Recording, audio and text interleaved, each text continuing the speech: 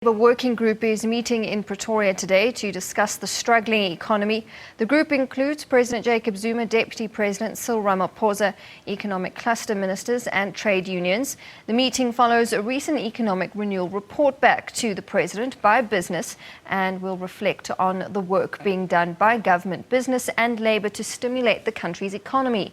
South Africa has been hard at work to ensure that it attracts foreign direct investment. Minister in the Presidency, Jeff Radebe, spoke to our reporter Mbongeni Mutwa just before the meeting. The President is convening for the first time what we call a Presidential Labour Working Group. As you know, since he became the President in 2009, has been establishing various working groups with business and other stakeholders. So this time around, there's a specific focus on labour. So represented here are cabinet ministers, COSATU, FEDUSA, as well as NACTU. The purpose of this convening, especially now, is to look at the state of the economy and to give progress on the implementation of our National Development Plan with a specific focus of the 9-point plan which the President unveiled during his State of the Nation address in February of 2015.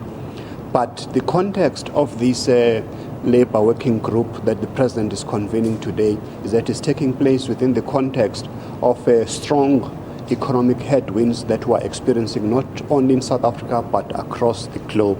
So we therefore need all hands on deck in order to ensure that we work together with all stakeholders, more importantly labour, in order to deal with the domestic constraints that still stand on the way for economic growth in our country. So that is the primary purpose of this meeting today.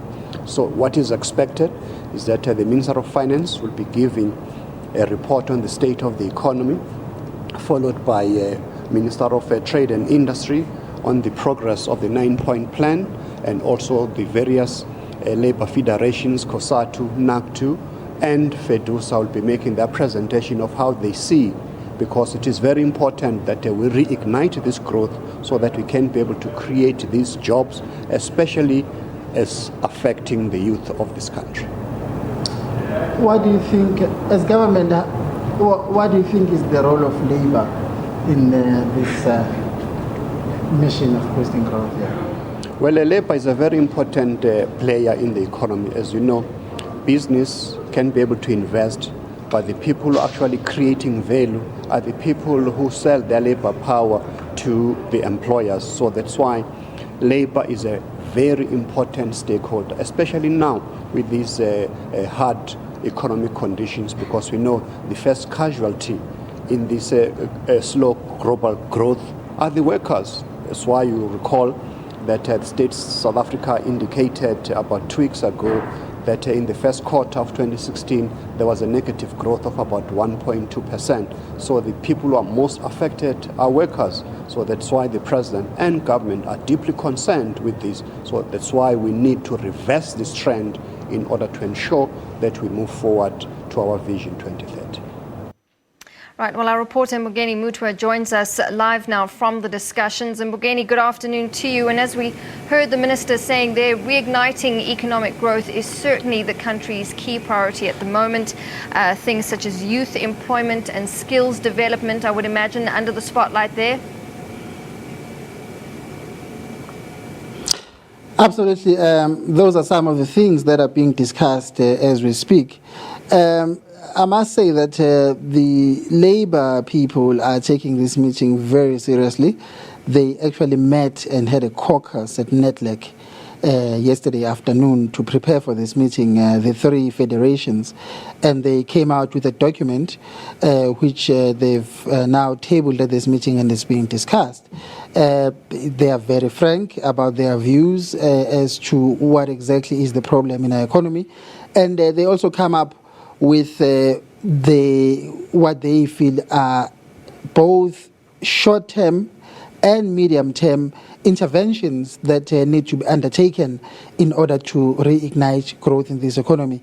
Of course, the devil is in the detail, and the government has got its own views. They've got their own views.